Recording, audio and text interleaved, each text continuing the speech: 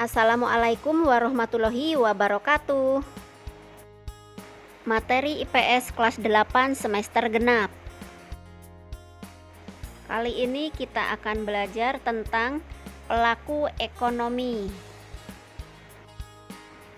Adapun tujuan pembelajaran kita hari ini adalah menjelaskan pengertian pelaku ekonomi dan peran pelaku ekonomi dalam perekonomian.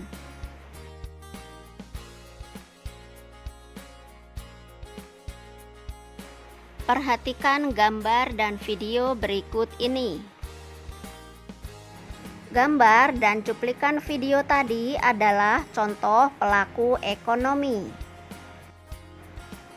Pelaku ekonomi adalah orang atau badan yang melakukan kegiatan ekonomi. Pelaku ekonomi ada 4. 1. Rumah tangga keluarga atau konsumen. 2. Rumah tangga perusahaan atau produsen.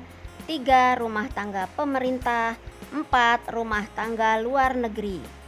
Keempat pelaku tersebut berperan penting dalam menggerakkan perekonomian negara sesuai dengan peran masing-masing. Kita bahas satu-satu ya. Yang pertama, rumah tangga konsumen atau RTK. Rumah tangga konsumen atau RTK adalah kelompok masyarakat yang melakukan kegiatan konsumsi terhadap barang dan jasa untuk memenuhi kebutuhan hidup diri sendiri maupun keluarga.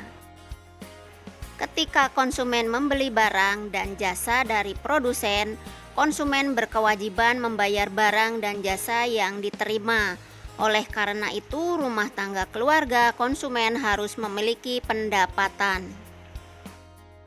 Pendapatan rumah tangga konsumen atau RTK adalah 1. Sewa, yaitu balas jasa yang diterima rumah tangga keluarga karena telah menyewakan tanahnya kepada perusahaan.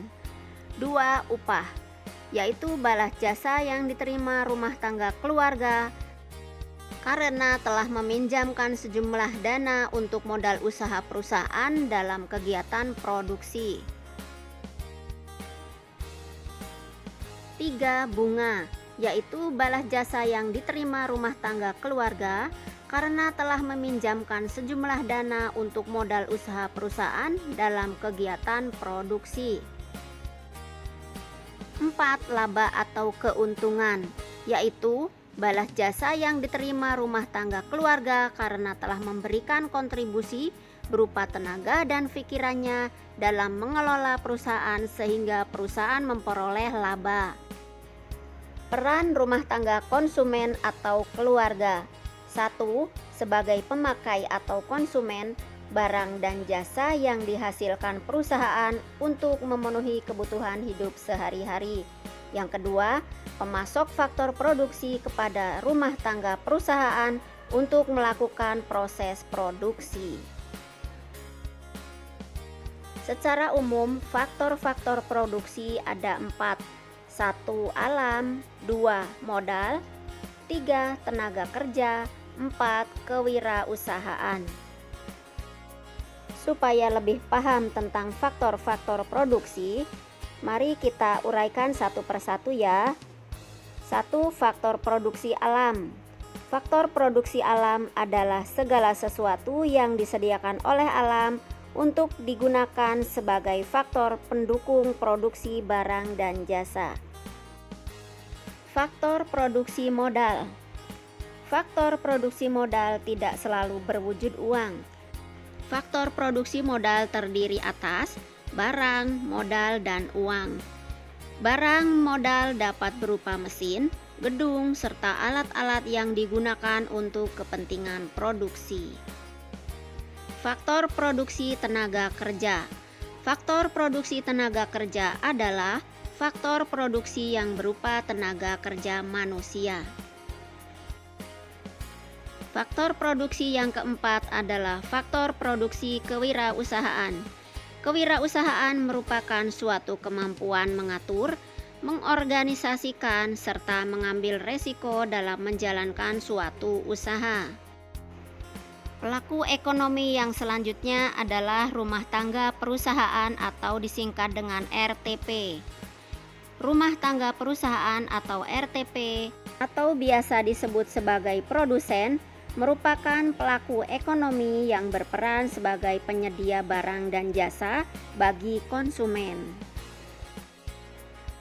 Rumah tangga perusahaan di Indonesia dapat dikelompokkan menjadi Badan Usaha Milik Negara atau BUMN, Badan Usaha Milik Swasta atau BUMS, dan koperasi. Peran rumah tangga perusahaan atau produsen: 1. Memproduksi barang dan jasa. 2. Sebagai pengguna faktor produksi.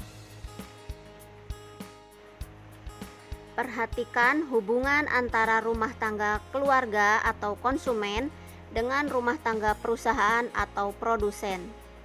2 garis panah bagian atas menjelaskan hubungan rumah tangga produsen atau RTP dengan rumah tangga konsumen atau RTK di pasar output atau pasar barang.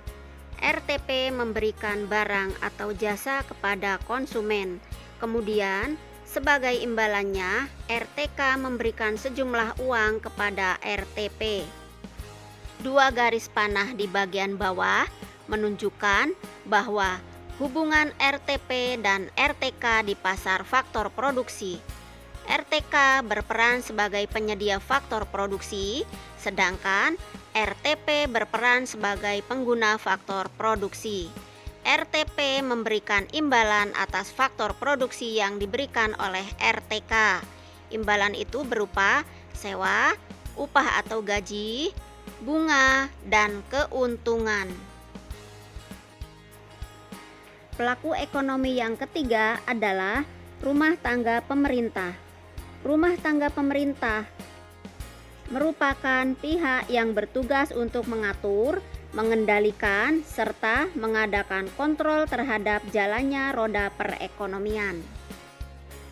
Adapun peran rumah tangga pemerintah adalah: 1. Sebagai pengatur atau regulator, 2. Sebagai produsen, 3. Sebagai konsumen.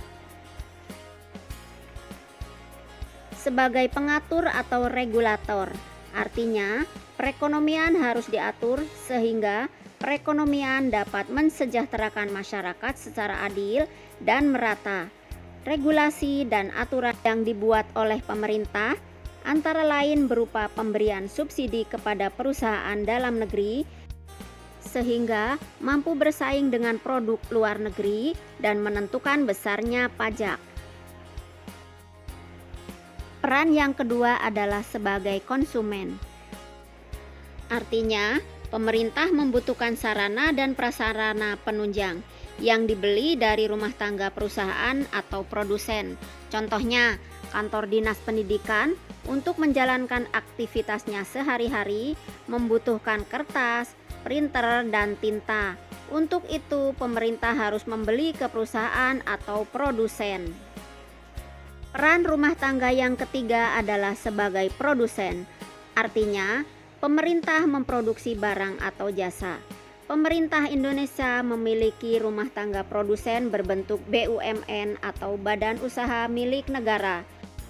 Contoh BUMN adalah PT Kereta Api Indonesia atau KAI dan PLN atau Perusahaan Listrik Negara.